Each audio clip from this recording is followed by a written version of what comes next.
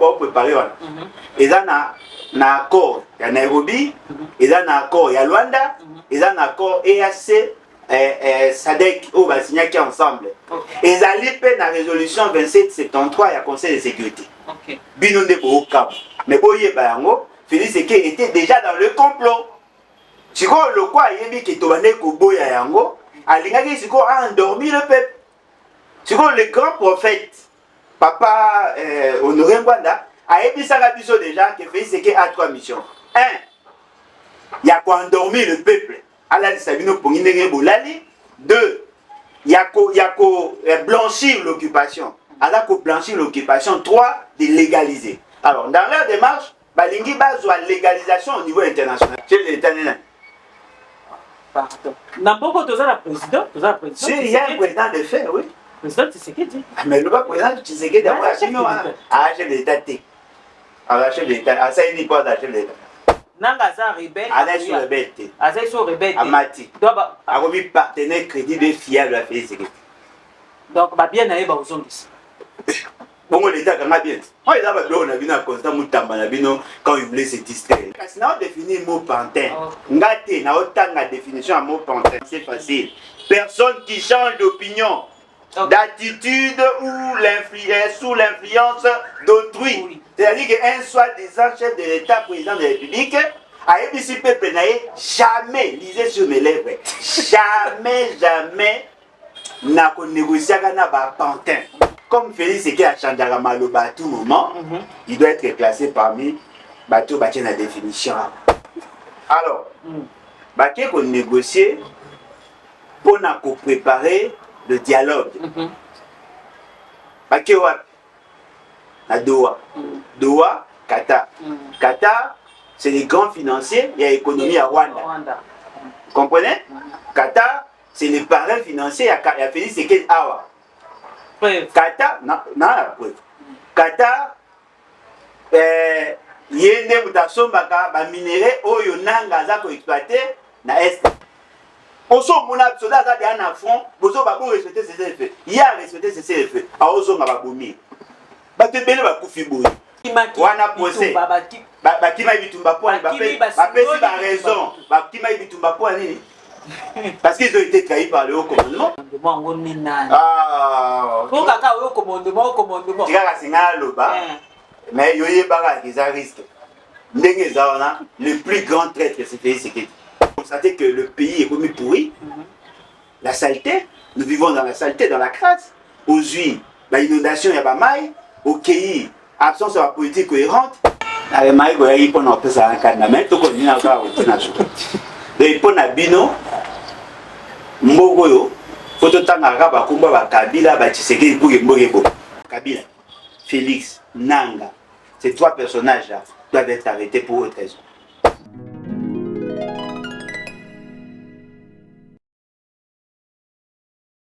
Merci Nabino Nyonso Bozolanda biso partout dans le monde pour la émission Nabino analyse donc d'un politique oyo ezalaka pona koyebisa bino thermomètre ya mboka na biso ndenge nini ezotambola mboka na biso ezokende ndenge nini tozwiyaka wana kaka po toya koyebisa bino lolenge mboka ezotambola yango epi nakota vraiment na kati ya bain politique.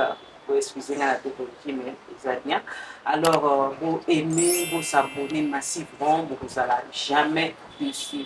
Alors, pour Nayango, selon la Makamukata, ndenge ezotambola mboka, tozomona ba fonctionnaires à l'État, bazosepela la babakisi bango salaire, bazalaki dans les 400 et quelques, comme à 600 et quelques, donc basalimwa bafeti na bango et tozolobela pe na ndenge matata poni conseiller à Zalakite, mais malgré procès continué à baisser l'embargo, 20 ans d'emprisonnement, Tozolo Bela, Dege, Bazo, Mboka Nabiso, Bato Nabiso, Baloba, Kakaba, preuve exacte, mais Bazo, soi-disant, Kabila a commis rebelle. Donc, ma solo est vraiment révélé au nom vraiment pour développer et pour ça vraiment, il y a ma casse sous cardinal Abongo alobi il faut unité nationale ekota parce que azosortir pe mopepe ya mabe ezoya etokengama nzambe asi amoni vision ndenge nzambe alakisi ye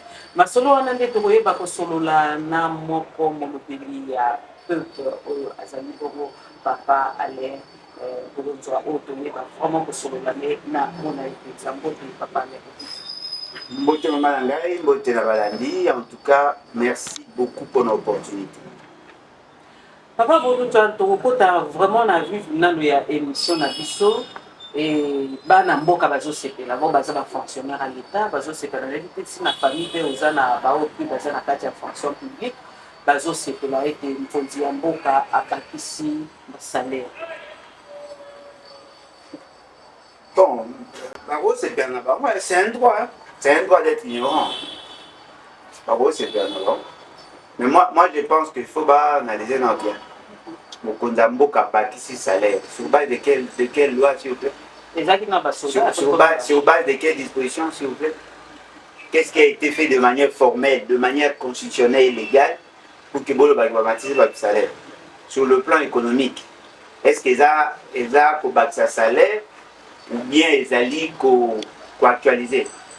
Parce que les salaires, tant que dans la valeur nominale, tout le monde a 400 000 francs, 460 000.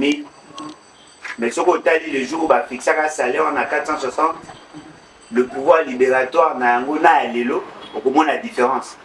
Parce qu'il faut boyer Barayango, 400 000, il y a l'élo, et pour qu'il y ait 400 000, il y a laissé là 2 ans, 3 ans. Okay. Le fait seulement qu'il y a des fluctuations de la monnaie, le fait seulement qu'il y a hausse de prix de certains biens, naturellement, la monnaie perd sa valeur. Ata, ce qui est gardé valeur nominale, mais valeur réelle est baissée. Le pouvoir d'achat, le pouvoir libératoire. Je me souviendrai toujours quand j'étais enfant, quand j'étais adolescent, je m'occupais de ma provision en DAP.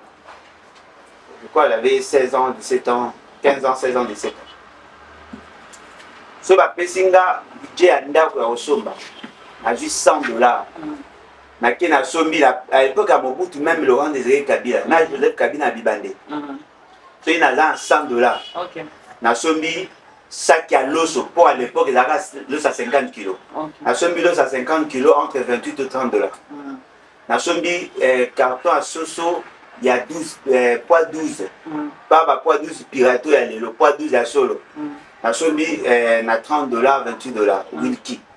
Na sombi ram carton à Thomson, na 28 à $30. Na sombi sachet à sucre, $4, je pense. Na sombi bidon à huile, on a toujours huile simba, il y a huile végétale. Na sombi na weko somba 30 boîtes à tomates. Na $100. Les lots qui est qu'on a $100. Nous sommes bêtus à nous montrer que les $100. T'es équité? Calculé. Équité. Bateau on a d'abord. Ceux qui n'a sombi sauce na $28. $28, il y a sauce. Ceux qui n'a sombi nani quoi? L'os na 28 à $30. Ceux qui n'a sombi prenons 30, ça fait 90. OK. Bidon oui, on a sombi $4. Ah, OK. Casse. Et là, il a pris mon sachet à sucre. Et casse. Après, tant jusqu'aux tomates, il y a des tomates à boîte. Autant on a charge, je crois, à l'époque, on a 5 sachets morts. On a dit, pour la saga. 5 sachets morts, au somba. Au somba 30, $100 et coquille. N'a pas de transport à porteur. Bon, à l'époque, on a ta pousse. Ok. Sombi, batiliki, bayotika. $100 et coquille. Maintenant, je me souviens de ça, va dépenser, et là, qui va dépenser journalière. Mais aujourd'hui, je dois $100. Au moins, on va avoir 25 kg à l'os. Et je vais avoir point 9, il y a Soso. Et je vais avoir Ram à Thomson. Et je vais avoir 3 litres. Il y a ma foute. Et je vais avoir des sachets à sucre. Il est beaucoup $100. Cela veut dire qu'on peut avoir la même valeur nominale, mais on n'a pas la même valeur réelle. Attention. Et puis, jusque-là, il n'y a aucun texte où ils ont le bac, va bâtir votre salaire. C'est ça aussi. Il faut avoir un texte. Ok. Mais toyokaka wana eza ministre ya budget te moto aye koloba ministre ya finance pe te ya fonction publique ya fonction publique te ye moko chef de l'état chef de l'état nena pardon na mboko toza na président si il y a un président de fait oui président Tshisekedi mais le président Tshisekedi a chef de l'état te a chef de l'état a ça il pas chef de l'état en fait il y a un seul lobaté fait ce gars lobaki amatisi solde ya militaire $500 bazwaki ou bazwaki te bamilitaire bazwaki mbongo te moko papa na ngai aza colonel azwaki oyoza na papa ozwaki $500 bon soda asuka azwaki 500 non soda asuka azwaki 500 te ça veut dire na salaire na bango soki ozwaka 50 babakisnango eza 100 mais alobaki fois 5 te alobaki fois 2 alobaki 500 Félix Tshisekedi mais bato baolanda baotikaka si bato baolanda te soki baokomante Félix Tshisekedi alobaki solde ya bamilitaire passé de 100 à 500 ya moto asuka nakosi soki otie te mnalaki na video omoni donc akosi moto alobaki fois 2 ezalaki mama sumino alobaki yango na Congo central alobaki ke bamultiplier par 2 et puis ati oloba ngo susu na bamboka kende kotambola abiki abakisi nini par 2 Félix Tshisekedi ye na vérité basangana te Félix Tshisekedi ye na vérité baye eloko mo te eloko eza vrai ezala mama sumina ezala Félix mpo na moto ya mayele ya ndima makambo baosala il faut qu'il y ait une loi rectificative du budget il faut que insérer yango na budget parce que bakoki kofuta o lelo mbongo boye il n'y a pas de soubassement soki elo babi ke bakofuta esu te boza il y a aucun document parce que ndenge eza wana toyebi ke le budget bavotaka yango na mois de septembre soki balingi bachanger baligne de crédit bachanger barubrique ya budget bazwaka la loi rectificative du budget oyo babengaka collectif budgétaire à partir ya wana nde bakochange lokola bachange sa force de loi parce que le budget c'est la composante essentielle de la loi de finances en ce moment là vous êtes dans le principe ya loi ya l'OFIP wana sikoyo moto azwi salaire akoexige ase ke batosa yango mpo eza déjà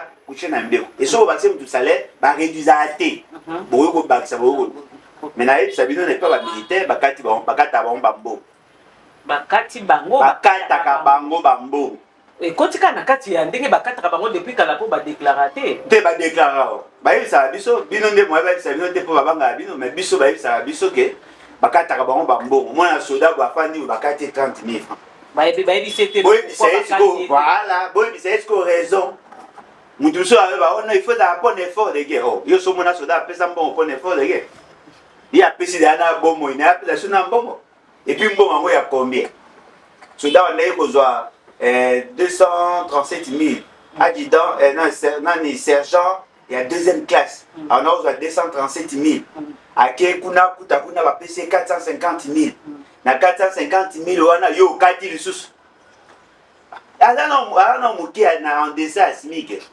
okokata te okata nde ya bafélix tshisekedi bakamere bango nde baza kolia salaire kutu président ayebi alobi ayebi salaire na aza mpe na niveau oyeba salaire te il faut mpo oyeba salaire il faut za chef de l'état soki ya oyeba ndenge oyeba salaire na ndenge moto asalaka salaire na ye te moto mosusu nde moto eza insulte te tuna papa na yo moto aza soda tuna ye soki solde na ye oyo koyeba ngo te musala nyonso ye asalaka eza nini bayobi voilà osalaki musala tala mbano na yo yango soki yo osalaka le projet de loi de finances ofixaka basalaire ya baninga mais ya yo moko oyebi te soki toofutelo nini ye kuta bamérite ko te mpo ata asala te ata bafuta ye te il y a pas de résultat voilà bon tozalaki na bafonctionnaire omemi ngai ye odetourne ngai ti oki na bamilitaire ti ozongi c'est un agent public de l'État il est marre dans le budget national lorsqu'on parle salaire on voit aussi Félix Tshisekedi il a participé en amont comme en aval Si vous voyez bobeta masola salaire ça bobeta masola Félix Sekedi. Ah bobeta osa masolo mususu za masolo ya gouvernance. Salaire à Mathieu c'est parce que le but à moins que va fonctionner ba ofuta ba mondier et c'est pelsi yete. C'est pelsi yete que va fonctionner ba za na monto ya mbongo ndengona parce que même na $100 eza na to bato se souvenir ba o lia bien té. Wana eza ma ambition to le ba. Donc, je suis quand même à bien. Comment ça là? Tu as ça là bien, à ça on a niveau intelligence. On les a bichonnés de l'Obac. Un président de la République ne se lamente pas.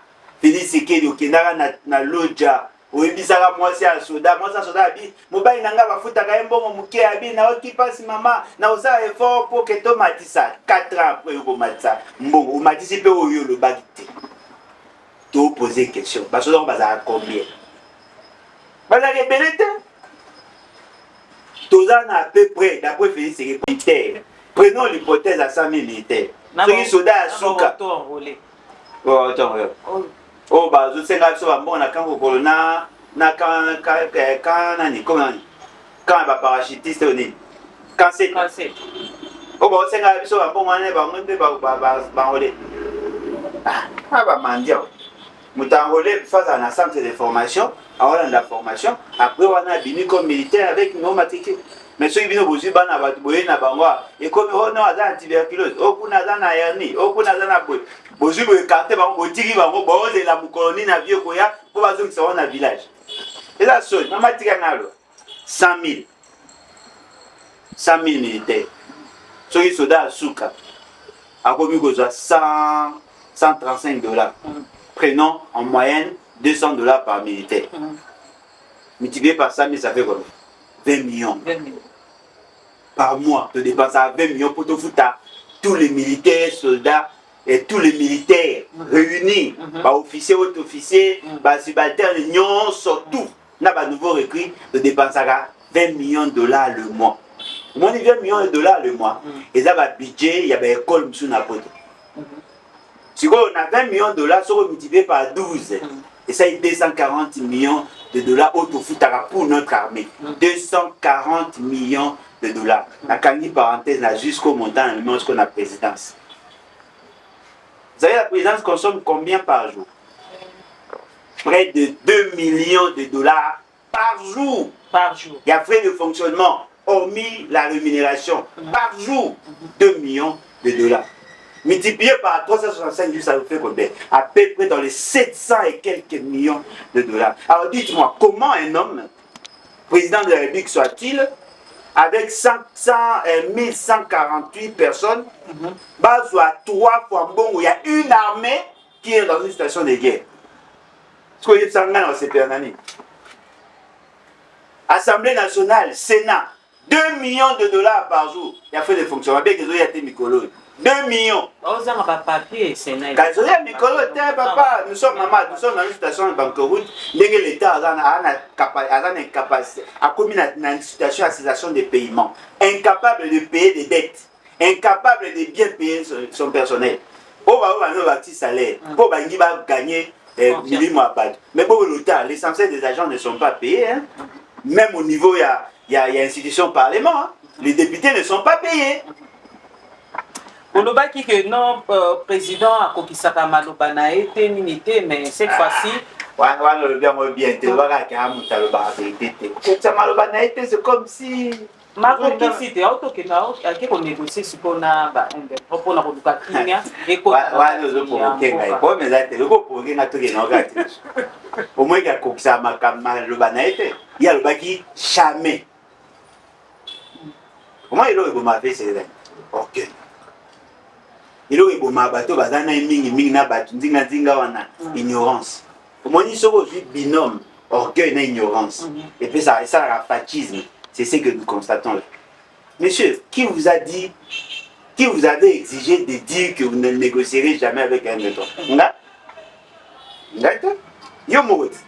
Olobaki mama tika sina lobate oloba non papa olobaki ke eza neti azaki na kanda bazotika bato babomaka bato basalaka boye donc eza peut-être kanda moto elobisaki eke jamais renégocier na bato baboma bana mboka sikoyo kanda esili nde andimi anégocier na bango te pression oyo ezomonana neti ye nde azoboya qui m'écoute en mboka alors que ya zoboya que batwana ba continuer ba to na mboka nae.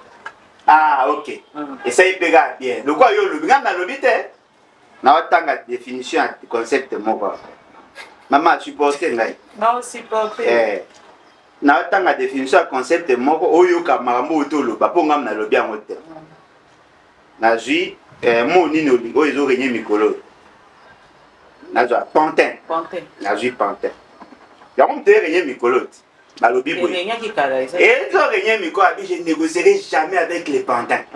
Siko yo na zo la Sabino définition ba ya kaka na oyo ba tindi ba. Ya wana zo lo ba te kasi na définir mot pantin. Ngate na otanga définition mot pantin. Dictionnaire en tout komoni Robert. Ba komi boy. Pantin, personne qui change d'opinion, d'attitude sous influence d'autrui. Te na bande peut-être boki la na zo c'est kana yo na zo loba personne qui change d'opinion, d'attitude sous l'influence d'autrui. OK. Olobi ke Félix qui azalaki na kanda aboye ko solana ba pantin. Après siko le quoi précieux yé nde andimi ko solana ba pantin. Bino nyonso bato bo baka na yeke azo yende mutazo boma mboka po azo bo. Eza ye mama yo po to lo ba ona ba terme na yo. Siko yo ka olobi Félix qui li batie pression yango wana azongi sima andimi ko dialoguer na ba pantin. Siko en lisant la définition au Robert et Pessi, qui ont signé les accords. Bakoro va signer Yaroyokana pour dialoguer. Ce sont les pantins. C'est-à-dire, M23, pantin à AFC, Félix Eke et sa bande sont des pantins, parce que Bangonyon so, Bachanja Kamakanisi, Bachanja Kamaloba, sous pression, il y a Batumususu. Yango va combien en français facile. Personne qui change d'opinion, d'attitude ou sous l'influence d'autrui. C'est-à-dire qu'un soi-disant chef de l'État, président de la République, a ébissi peuple naïe, jamais, lisez sur mes lèvres, jamais n'a négocié avec un pantin. Il négocie quand même. Est-il pantin, oui ou non? On a encore pris sa réponse. Dans l'électeur, dans François, on a compris comment bien. Peut-être au moins un second. Ah, donc accord de pantin. Tena tanga de texte yango Robert yango. Ah, moi comment me protéger. Donc ndenge zawana comme Félix qui a changé à Maloba à tout moment, il doit être classé parmi bateau bâti la définition. Procureur Koyate Natangi Robert. Alors, baké qu'on négocier pour préparer le dialogue. Baké à Doha. Doha, Qatar. Qatar, c'est les grands financiers, il y a l'économie à Rwanda. Vous comprenez? Qatar, c'est les parrains financiers, il y a Félix Sekedi Awa. Qatar, non, la preuve. Qatar, yende mutasombaka ba minéraux oyo nanga za ko exploiter na est. Qatar bangonde ba soutenaka Kabila. Na pouvoir na pendant tout ce temps. Avant aussi ça ba minéraux ngo basi ba baki ke ba bloquer ba cha ba ko sate ba sana ba embargo na biloko na nyonso. Siko ndeni nozolo ba iso ke ba zo somba Qatar azo somba on doit zo somba na ndenge ya fraude alors. Embargo ba pesa moi. Donc biloko nyonso ezo yo vraiment moko sala de ko zala mboko te papa. Tenga na mboko ekufa. Yo zo ba mboko wapi? Oyo botami siko. Yeba yango. M23 finance ces opérations grâce à l'exploitation, il y a des matières premières nabiso. Parmi les matières premières nabiso, il y a notamment de l'or. Or, on a Sud Kivu, na Lubero, na Fizi, na Mwenga. Or, on a battu Karango, na Émirats Arabes Unis, na Qatar. Pour n'aller battre. Ok. Muto asomaka ba or wana ye wana ne mtayambi bango pour que ba solo. Félix qui abaki abosona bango ta osona Rwanda. Lokola solo ina Rwanda bi oui makambo yange za côté à sous région. Mais makambo etali na niveau ya pays faut osona 123. Atie l'orgueil yo le biara aboyi ko négocier. Après aye kondima ba négocier na batu ya M23 ba kei kozwa ba terme de référence pour préparer le fameux dialogue au ekoya après parce que o ba lo ba wana et là il va préparer le dialogue entre les deux parties. Vous voyez le dialogue on va préparer wana et ça na accord ya Nairobi et ça na accord ya Luanda et ça na accord EAC SADC au va signer ensemble. Et ça lipe na résolution 2773 ya Conseil de sécurité. Bino nde bo cap. Mais boye bayango, Félix Tshisekedi était déjà dans le complot. Siko le quoi yebi ki tobane ko boya yango, alingaki siko a endormi le peuple. Siko le grand prophète Papa Honoré Ngwanda a ebisaka biso déjà que Félix Tshisekedi a 3 missions. 1, il y a quoi endormir le peuple. Ala Sabino pour ndenge bolali. 2, il y a ko blanchir l'occupation. Alors qu'on blanchit l'occupation. 3, de légaliser. Alors, dans leur démarche, Balingi base la légalisation au niveau international. Vous savez pourquoi? Les accords dûment signés en international ont force sur les lois internes. Comme la Constitution constitue un blocage et que les lois de la République interdisent ce qu'il veut faire, Alingi Siko base en international pour qu'elle s'impose na biso. Mais tout ce qu'ils disent là, ils ont déjà un accord, on va signer. Il y a un moment, il y a eu Sibino Boyo. Félix Tshisekedi, c'est un haut traître. Parce que Bino Boyo, c'est là. Il faut mettre fin à la guerre. Non. Ça va reporter la crise. Et ça va créer plusieurs autres crises. Au moins, M23 n'a armée au Félix Tshisekedi a créé privé na Yohan. Et ça, il y a un et armée privée na Yé. Parce que l'armée n'a pas chez eux. Yenda Yébi. M23 na bakosangana mama baye ayebi bakosangana na armée rwandaise. Ils vont traquer les FDLR, attention, et les Wazalem. C'est ça, bon, ça en reste. La ligue kana lo baboy. Siko ndenge bazo basali ba accord wana. Donc ça veut dire que na mboka na biso okomaka ke mutu soka linga azwa pouvoir akomaka rebelle. Pour BPCN parce que Nanga rebelle. Nanga za rebelle. Azaïso rebelle. Azaïso rebelle. Amati. Donc a remis partenaire crédible fiable à Félix Tshisekedi. Donc ba bien naé ba ozongisi. Bongo l'état kanga bien. On est là ba on a vu na constant mutamba na bino quand il voulait se distraire. L'état kanga bien naé ouais. Maman nanga. Donc bon question nanga ça dans le temps il y a eu Kabila 1+3. 1+4. 1+4. Donc et si quand tozo koma na étape yoyo koma siko 1+3 parce que tozo et ça la dit et ça boité et le ezabo kumisilanga mwamba na président le quoi ça malléable to sakana et to faire na pouvoir à aux pantin à le bagi on à aux pantin c'est c'est mtaloba oh tu n'as le baye mtaloba à aux pantin à chauffer kiti après to zonga fait c'est que harmonique beaucoup ça beaucoup de commis a comment il a dossier B ben il va piéger à Saint-Denis à qui a cinq services il y a comment on appelle il y a cabinet il y a expert il y a analyste il y a américain grâce il y a comment on les appelle ambassadeur de Nzita on a bien Nzita Mike Hammer va travailler maintenant pour il y a bien qui déboulonner le système voyez-vous Kabila s'est senti frustré parce qu'il avait un accord avec Félix Tshisekedi, il y avait aussi un accord FCC cash. Non respect, il y a pas accord. Grâce à l'accord, on a un FCC cash. Si on a FCC cash, on va créer Félix Tshisekedi a joué la part du lion, on va se retrouver tiki.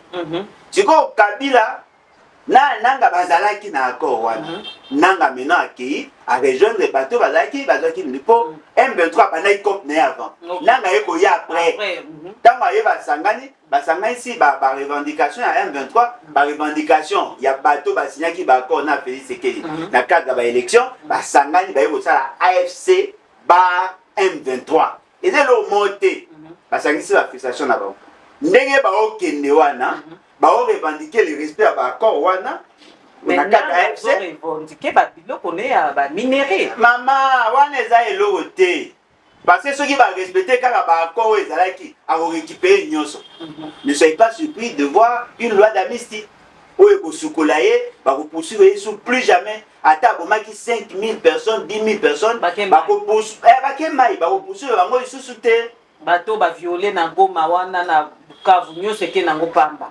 bazalaki badessin animé. Non mais il faut tout na Félix. Il faut pas comprendre parce que ils ont quand même toujours le Bela Congo et toujours le Bela avenir et à lobby. Sauf que vous allez avenir à Félix. Avenir à lobby à Nan. Mais bateau va vous couper bazar bateau. Qu'est-ce qu'il a à foutre que ceci n'a pas dit qu'il a pouvoir. Félix c'est qu'il négocie de rester au pouvoir jusqu'en 2028. C'est ça la négociation. Ne rêvez même pas. À Lili Botika si ça mandat na d'après hier, à si ça mandat na hier. Et là, normal, il y a moi, tu vas voter. À ça, mon conjoint. Autre le bar qui va violer, parce qu'il va bomber, va tout à l'est. Celui qui va condition d'aller politique à la pouvoir.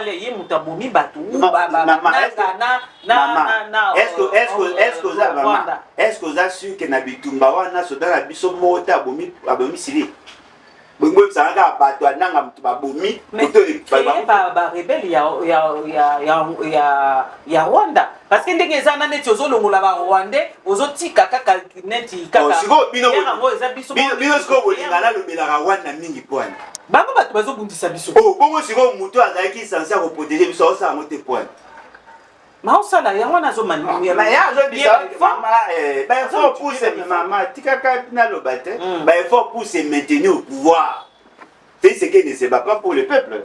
Maman n'a pas besoin de Nagana. N'avait-il pas le moyen de se battre pour aller à Zélé comme à Nagom? Les traites. Il y a eu des traites.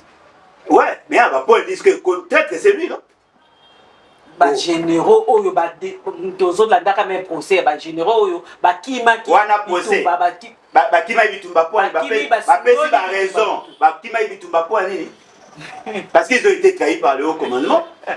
Ils ont été trahis, on leur a donné de fausses informations. Non, vous savez qu'il y a un gouverneur militaire qui a été tué ici. Oui, oui. Boyebi a émission à Salaki avant Koufa. À ça émission Mona journaliste française. Bolanda mo. Boyebi ba papa na le baga. Et bimanga la non na TV. À sali ba révélation grave. Ils ont été trahis par le haut commandement. Le commandement on ni nani. Ah. Pour kaka au commandement. Tika singa loba. Mais yoye baga qui ça risque. Ndenge zaona le plus grand traître c'était Sekedi. Il a fait preuve de la haute trahison. Personne n'a le courage de le lui dire. Moi je lui dis ça. C'est lui qui nous a trahis. C'est lui qui a chambardé l'armée. C'est lui qui a pris des décisions contradictoires. Yo so mona botini soda no buna bitumba. Soda da ko tambola, a opeta masa ese non bozonga, respectez les cessez-le-feu. Oso mona wa. Oso mona soda da dia na front, bozo ba bo respecter cessez-le-feu. Il y a respecter cessez-le-feu. A ozonga ba bomi. Ba te bele ba kufi boyi. Ba ki oso ma ba scaphandre de ba casque ba la takana, ba casque à plastique alors que zagali bende. L'essentiel va ba kufi à partir à mitou.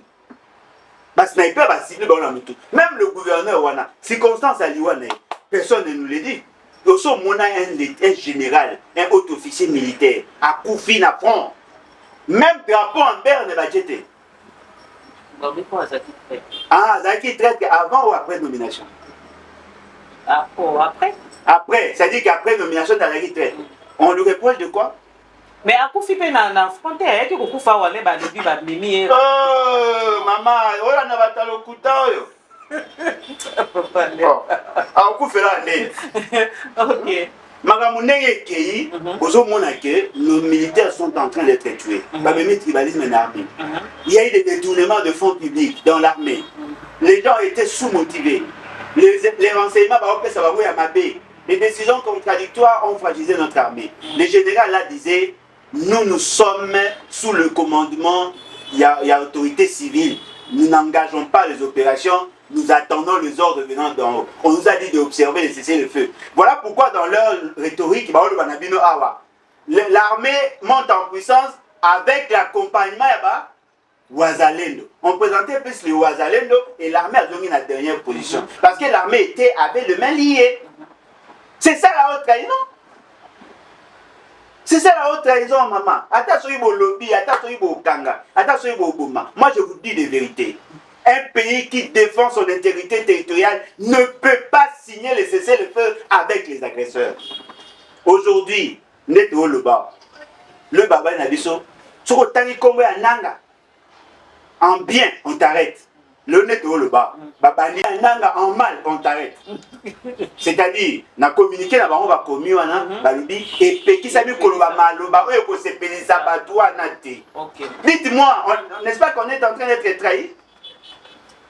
Alors, toujours qui est vraiment vers Kochité, Joseph Kabila lobi atiki makamyo soingata ako sala il faut que kimia na mboka na ye parce que azo comprendre que mboka ezokende bien te yango wana il faut asala tout asukisa guerre lelo soki asisi guerre akokoma ambassadeur de la paix to bakozongisa ye lisusu pouvoir azongisa na pouvoir na mboka oyo ale maigo ya ipo na opesa nkanda mais to ko nina ka utina so de ipo na bino mbogo yo foto tanga ba kumba ba Kabila ba Tshisekedi pour mbogo.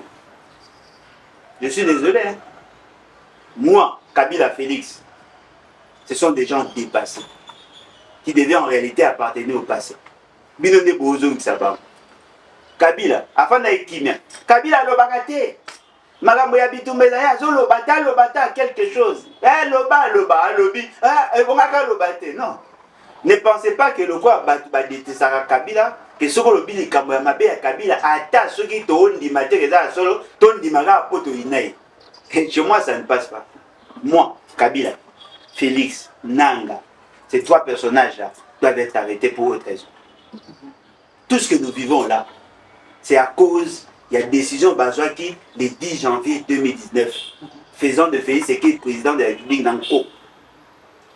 À cause il y a accord Wana, de Félix Tshisekedi a été vers le Rwanda pour avoir l'appui.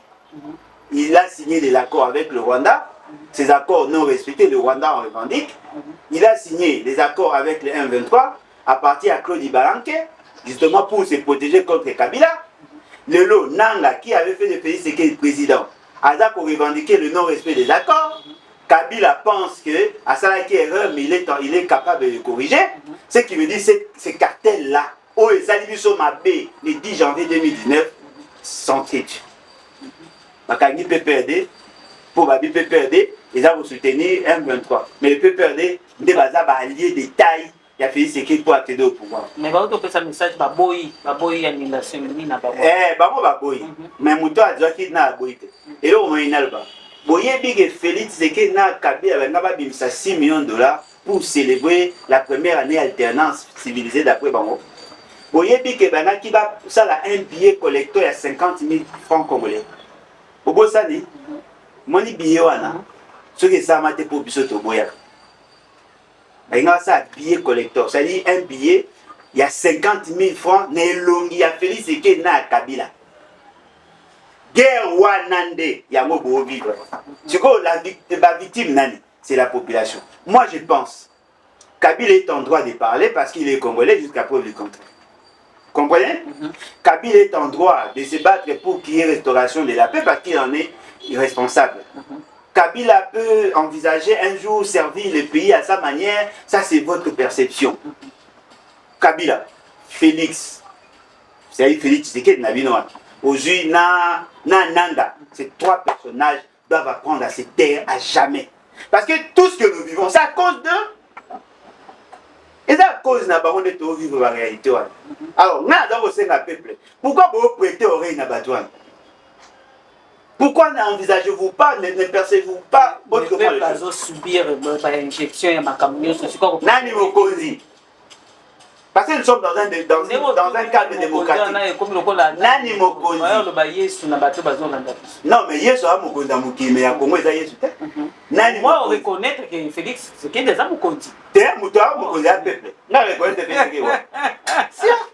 Alors, tout ça, nani, tu vois que papa fait malgré mais on dirait qu'au-type Makambuka, même marche, n'a Joseph Kabila, n'a Moïse Katumbe, tout le monde vraiment à côté de la marche. Donc ça veut dire qu'il n'y a pas partagé même vision, n'a Kabila. Bon, en tout cas, c'est des idées, n'a le Bélarama, tout ça, mais n'a le Bakamé pour la famille. Fayulu Azali moko ya ba victime ya accord FCCH. Nazo Zoango n'a plusieurs aspects, comprenez. En réalité, il faudrait mettre fin à la folie de la gouvernance à Félix Tshisekedi et donner la transition à Fayulu. Maman,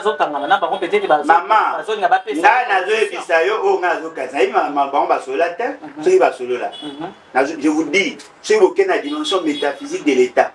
Bon, comprendre, pour que nous rentrons dans l'ordre constitutionnel, il faudrait qu'il y ait une transition de 3 ans minimum et elle a présidée par M. Fayulu. Tofuta, Nyongo ya biso toza na yango pour que tokota na élan ya sika. Maman, nazoloba na yo oyo nga nazoyebisa yo te. Si ça ne dépendait que la dimension métaphysique, Fayulu devait présider la transition pendant 3 ans. Et après on organise des élections pour avoir de bonnes élections. Soit vous avez un candidat ou pas, ça c'est autre chose. Mais je pense qu'il faut qu'il y ait une transition il y a 3 ans. Mais la transition va se faire comment? Et là, on me souvient, Fayulu, na postulat moko attentiste. Il attend les résultats des autres. Parce qu'apparemment, il est moko a commis passif. Batongo ni Nathalie, Senko et CC. Basalisa bango, basolola, bayokana pour que baye ba ko envisager l'élection. Et la transition dans tout le banayo, il est pas là pour envisager à moi apparemment, mais alors quand sa transition à moi Félix Tshisekedi reste président et les autres viennent pour assumer des fonctions pour payer les élections. Ça ne va rien résoudre.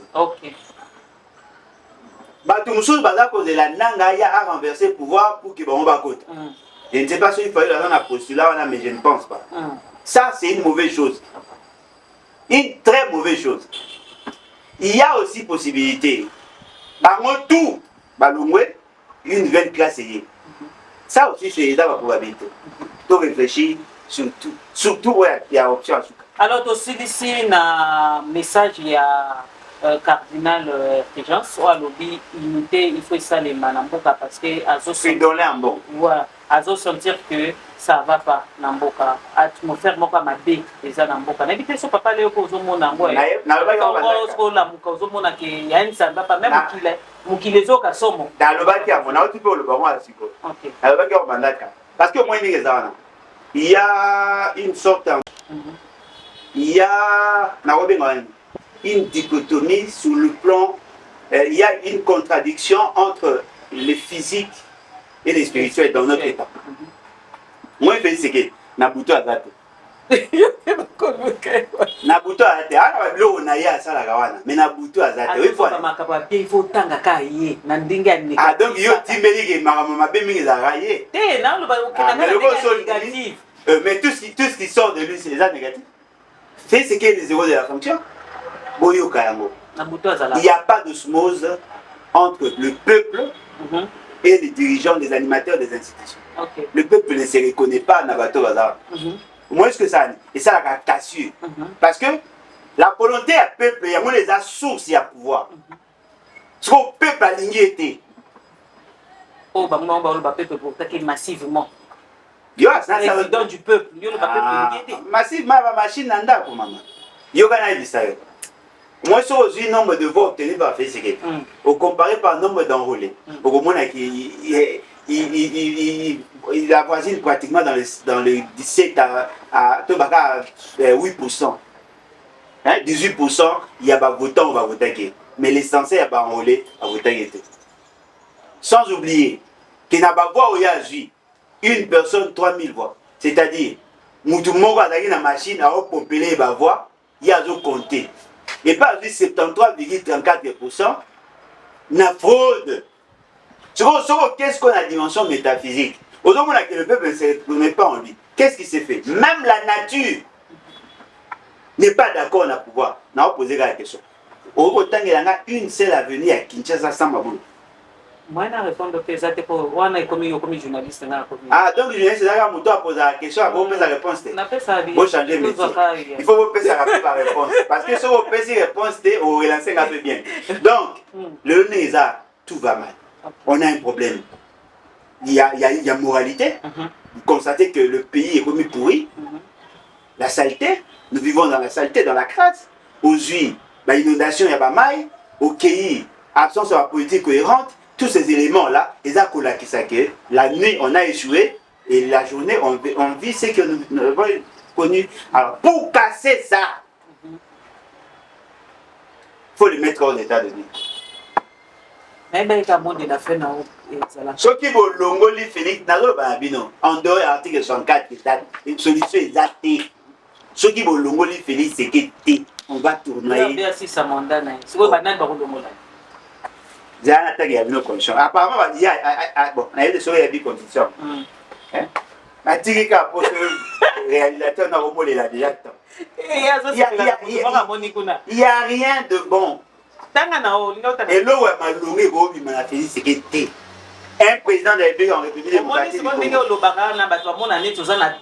Félix, donc vous avez un problème, moko boue quelqu'un qui a un kanga magado na yeli kama malamu ezala kateka nyoso mabe pas bandi pouvoir na ça la révélation.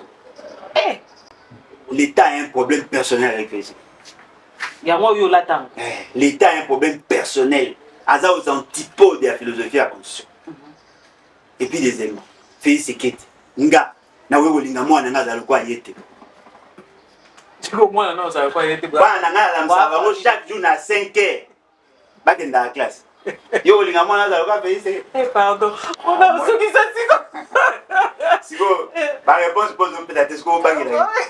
Na vi pose ce qui ça siko lo vini. Non, il faut longwa. Parce que si on tue une solution comprimée aspirine. Ce ne sont pas des solutions en soi.